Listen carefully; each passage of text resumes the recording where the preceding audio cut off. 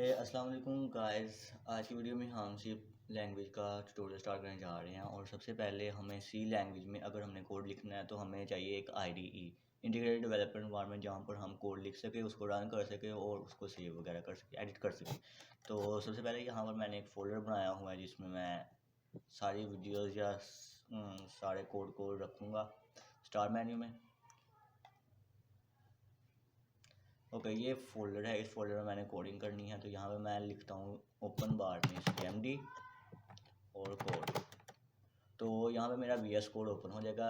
आपकी बुक हमारे पास चार तरह के आईडी होते हैं, जो से कोड ब्लॉक है, डेव सी प्लस प्लस है, एक्स कोड है और वी एस कोड है। मैं जो से यूज़ करता हूँ वो है V S, visual studio code.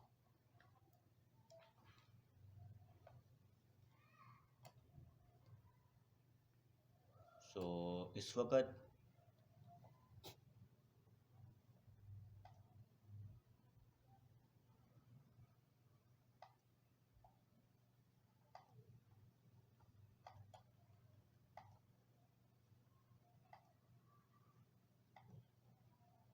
Okay, तो ये कोड ओपन हो गया था।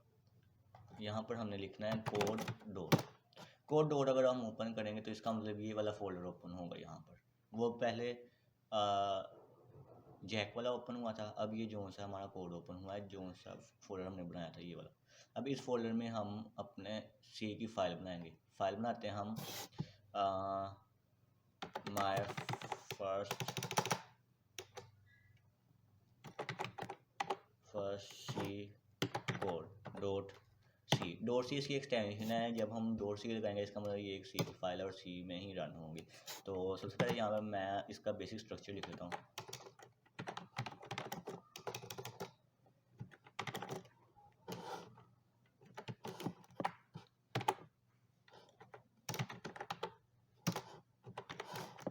stdio.h और void main। ओके, तो ये हमारा बेसिक स्ट्रक्चर हो गया इसका। अगर हम इसको यहाँ पर रन करते हैं, अच्छा आईडी जो है वो क्या करता है, एडिट करता है, सेव भी कर देता है। ये यहाँ पर सेव किया है, इसको एडिट भी हम कर सकते हैं किसी एक को, और कोड को रन करता है।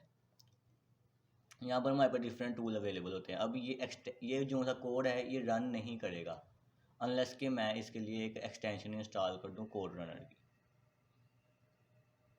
ये मैंने कोड रनर इंस्टॉल किया हुआ है। अगर मैं इसको डिसेबल कर देता हूँ तो अब ये कोड रन नहीं करेगा।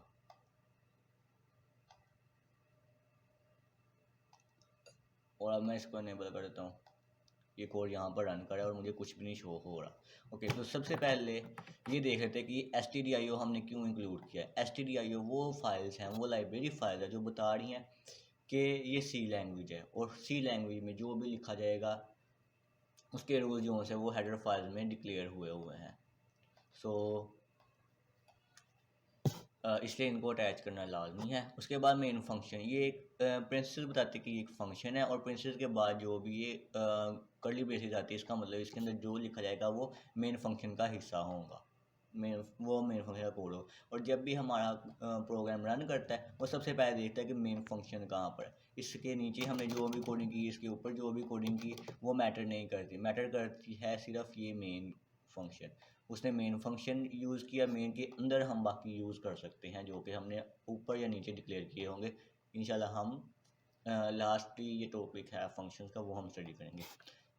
अब यहाँ पर मैं कोड लिखता हूँ printf हेलो और लास्ट पे सेमीकोलन। ओके, तो अब मैं इसको रन करता हूँ। ओके, तो मुझे टर्मिनल पे क्या शो होता है,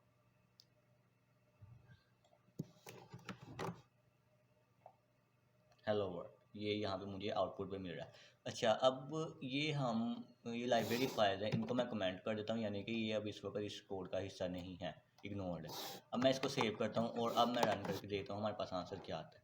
हमारे पास एरर आ रहा है कि प्रिंट एफ, उसको नहीं पता कि प्रिंट एफ कहाँ पर है, प्रिंट एफ एक क्या चीज़ है। तो प्रिंट एफ जो है उसकी डेफिनेशन stdio.h में मौजूद है। तो इसको मैं पहले अब अनकमेंट किया, यानी कि ये कोड का हिस्सा है। तो अब मैं इसको रन करके दोबारा देखता हूँ, तो इस वक्त ये रन हो जाता है और हमें शो करवा रहा है हेलो वर्ल्ड। ओके, तो ये हमें हेलो वर्ल्ड शो करवा रहा है।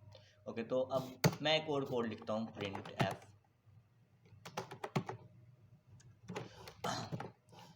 my name is Jack।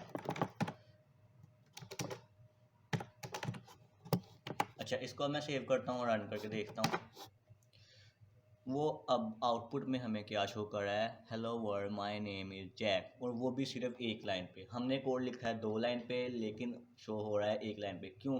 क्योंकि जब हमने हेलो वर्ल्ड प्रिंट किया तो इस वक्त कंट्रोल हमारा डी पे था। उसके बाद प्रिंट एफ फंक्शन ने क्या किया, वहीं से ही आगे लिखना शुरू कर दिया, यहाँ पर my name is Jack. Okay, तो ये थोड़ा सा कॉन्सेप्ट है, क्योंकि सी लैंग्वेज जो सी है वो मशीन के काफ़ी ज़्यादा करीब है, और ये एक लो लेवल टाइप लैंग्वेज है, मतलब कि मशीन के भी करीब है और हमारे भी करीब है।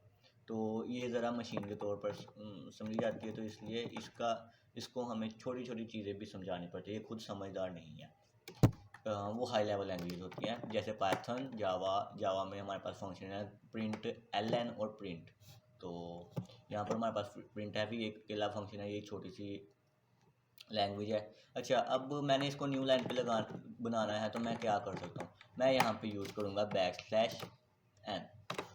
अच्छा, अब मैं इसको सेव कर, \n क्या एक्चुअली में करता है कि आपकी लाइन क्रिएट कर देता है, जो जहाँ पर ये आएगा वहाँ पर लाइन क्रिएट हो जाएगी। अब मैं सेव करता हूँ, अब मैं इसको रन करता हूँ। सॉरी, मैंने सेव नहीं किया, मैं अब इसको रन करता हूँ।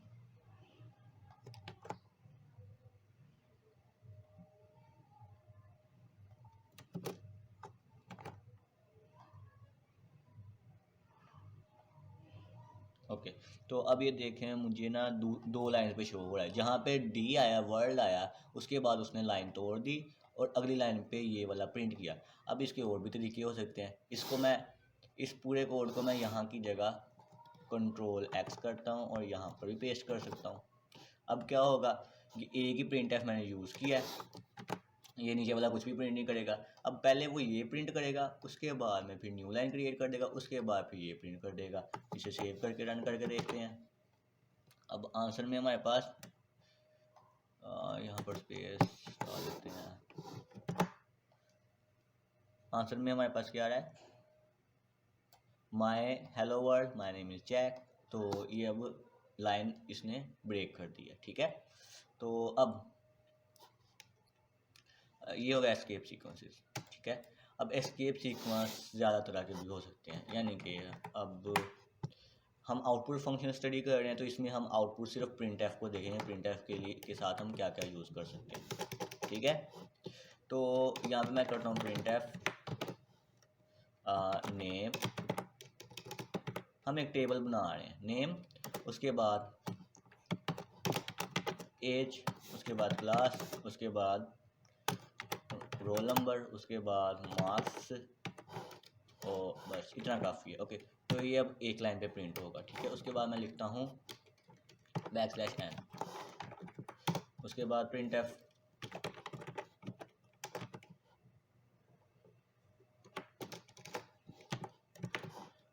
यहाँ पे मैं लिखता हूँ नेम क्या है, एच श्याम, एज इसकी 15 है, और क्लास इसकी 10वीं है, 10th क्लास में है, और रोल नंबर इसका 23 है, और मार्क्स इसके जो है वो 78। ओके, तो ये कोड हो गया। अब इसके बाद हम न्यू लाइनें क्रिएट करनी है लाजमी तौर पर, क्योंकि ये न्यू लाइन पे शो हो। सेव करते हैं, उसके बाद प्रिंट एफ,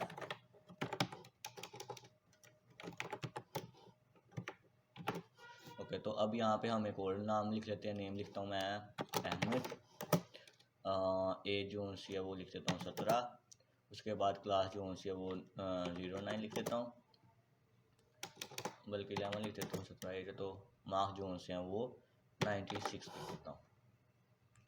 और रोल नंबर यहाँ पे लिख देता हूँ है 34। तो अब भी कोड है हमारे पास, इसको मैं सेव करता हूँ और रन करके देखता हूँ मुझे आंसर में क्या मिलता है। ओके, तो अब और गाइस, तो अब आप देख सकते हो कि ये नेम है, नेम के नीचे ये एहतशाम और अहमद आ रहा है, एज के नीचे ये नहीं आ रहा है, एज के नीचे 17 तो आ रहा है लेकिन 15 उससे काफ़ी आ गया। क्लास के लिए 10th आ रहा है लेकिन 11 जोन्स है, 11 उसके नीचे लेकिन 10 आ गया। तो ये जोन्स है एक अलाइंड नहीं है, मार्क्स जोन्स है वो ऐसे शो हो रहे हैं। तो इसलिए हम ये CSV फाइल या फिर हमें एक अलाइंड नहीं नज़र आ रहा। तो इसके लिए हम क्या यूज़ करेंगे, \t, यहाँ पर भी हम यूज़ करते हैं \t और \t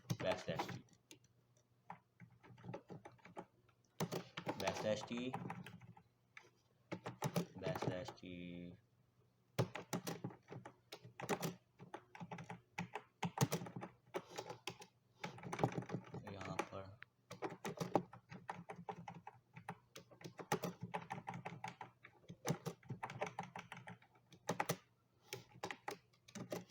ओके। अब हम इसको सेव करते हैं और रन करके देखते हैं हमें आंसर कैसे मिलता है। ओके, तो एहतशाम में यहाँ पे हमें ज़रूरत नहीं है। ओके, तो अब हम इसको रन करते हैं। अब देखें मास के नीचे बिल्कुल अलाइंड हमें नज़र आ रहा है, ये जितनी स्पेस की ज़रूरत हो ये उतनी क्रिएट कर देगा। नेक्स्ट टॉप पे यहाँ पर हमें 4 की ज़रूरत थी, उसने 4 स्पेसेस क्रिएट कर दी। यहाँ पे उसको 7 की ज़रूरत थी, 7 उसने क्रिएट कर दी। यहाँ पे 7 की ज़रूरत थी, 7 क्रिएट कर दी। यहाँ पर 1 की ज़रूरत थी, 1 क्रिएट कर दी। यहाँ पर 7 की थी, यहाँ पर 4 की थी। तो उसने उसी हिसाब से स्पेसेस क्रिएट करके आपके टेक्स्ट को एक अलाइंड टेबल के फॉर्म में लिया है। ये कौन सा क्या करता है, \t क्या करता है, उनको अलाइन कर देता है। थोड़ा सा जितनी स्पेस रिक्वायर्ड हो उतनी प्लेस दे देता है। मिसाल के तौर पर मैं अगर यहाँ पर लिख रहा हूँ, अगर मैं टैब दबाऊँ, अगर मैंने इसमें कितनी स्पेस चाहिए, 3, लेकिन कितनी है टोटल वैसे 4, इसको कितनी चाहिए 3। अगर मैं टैब दबाता हूँ तो ये इसके अलाइन हो जाएगा। टैब दबाया, ये भी अलाइन, ये भी अलाइन, ये भी अलाइन, ये एक अलाइंड है।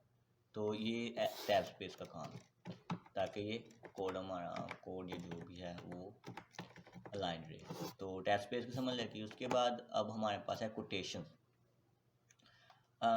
मैं इसको कमेंट कर देता हूँ। कमेंट का मतलब ये वो स्टेटमेंट है जो कि कंपाइलर इग्नोर कर देता है।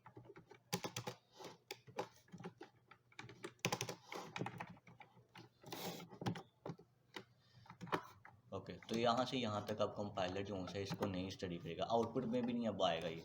मैं सेव करता हूँ और रन करता हूँ।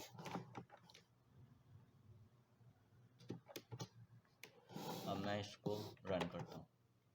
अब रन, मुझे आउटपुट में कुछ नहीं मिल रहा। आउटपुट में इसलिए मुझे कुछ नहीं मिल रहा क्योंकि ये सारा कमेंट है वो इस सारे कोड को इग्नोर कर रहा है। तो अब हम आते हैं कोटेशंस पे, printf। अच्छा, अब मैं यहाँ पे लिखता हूँ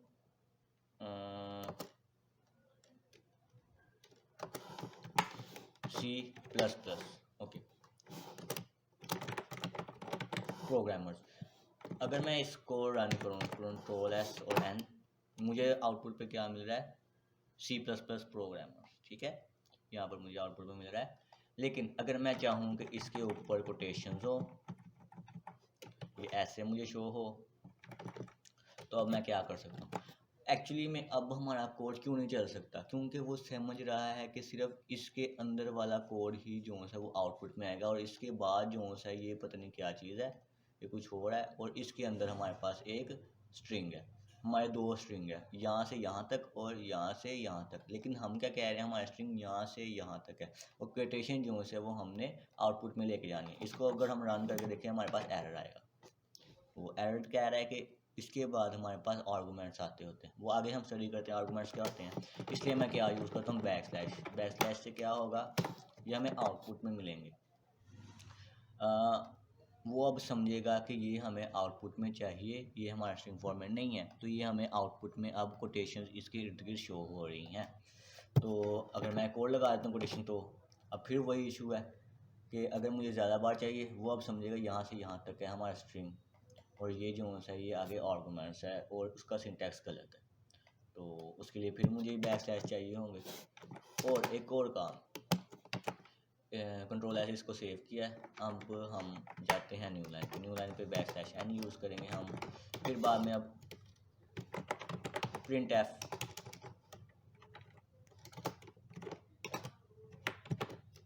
यहाँ पे मैं लिखता हूँ सी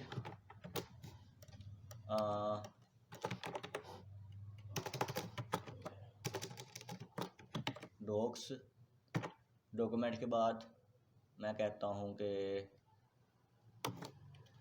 क्लास, उसके बाद फिर मैं लिखता हूँ CS, उसके बाद मैं लिखता हूँ प्रोग्रामिंग।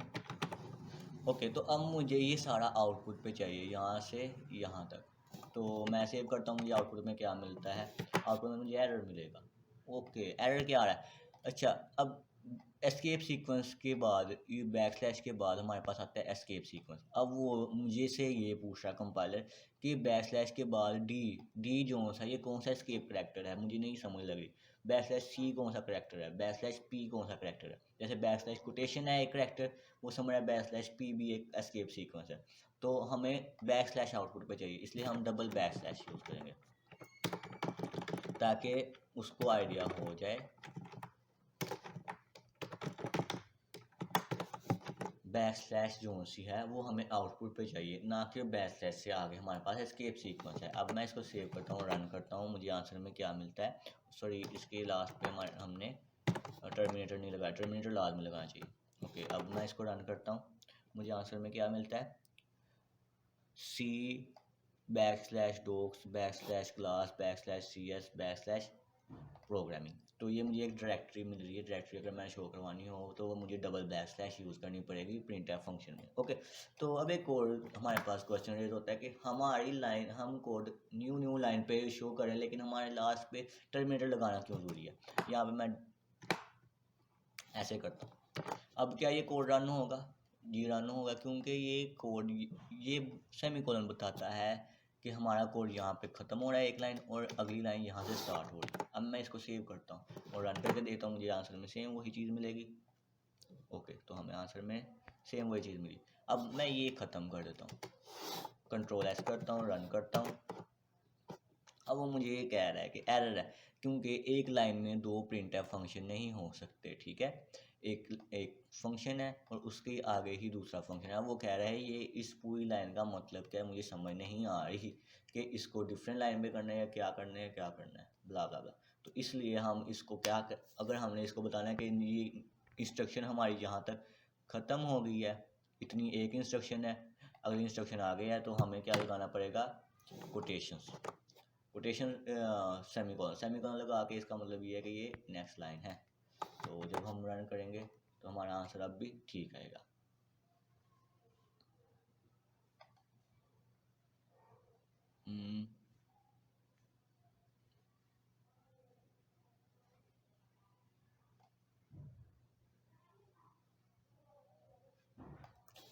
सेव किया हमने, रन करते हैं, आ गया हमारा आंसर। ठीक है, तो ये हमारा आंसर। अब हमने एस्केप करैक्टर्स वगैरह पढ़ लिए, अब हम फॉर्मेट स्पेसिफायर्स की तरफ आते हैं। वो एक्चुअली में कॉन्सेप्ट है वेरिएबल्स का। तो इस सारे को मैं कमेंट कर देता हूँ, पूरी लाइन को। कमेंट का मतलब ये सिंगल लाइन है, वो मल्टी लाइन है। इसका मतलब ये है कि इसके अंदर हम जो चीज़ भी लिखेंगे ना, वो कंपाइलर नहीं पढ़ सकता। अब मैं मिसाल के तौर पर मैं लिखना चाहता हूँ यहाँ पर दिस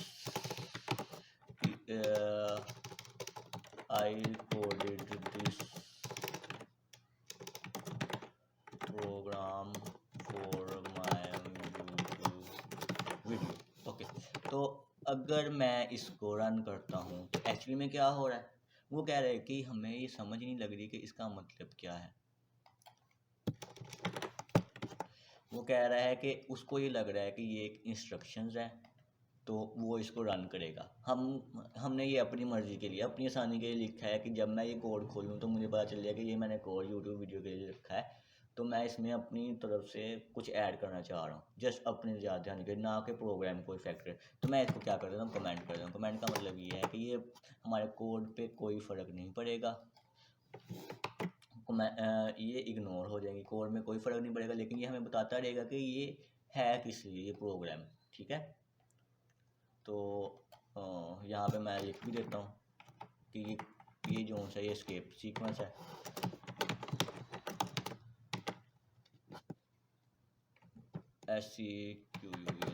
एस्केप सीक्वेंस।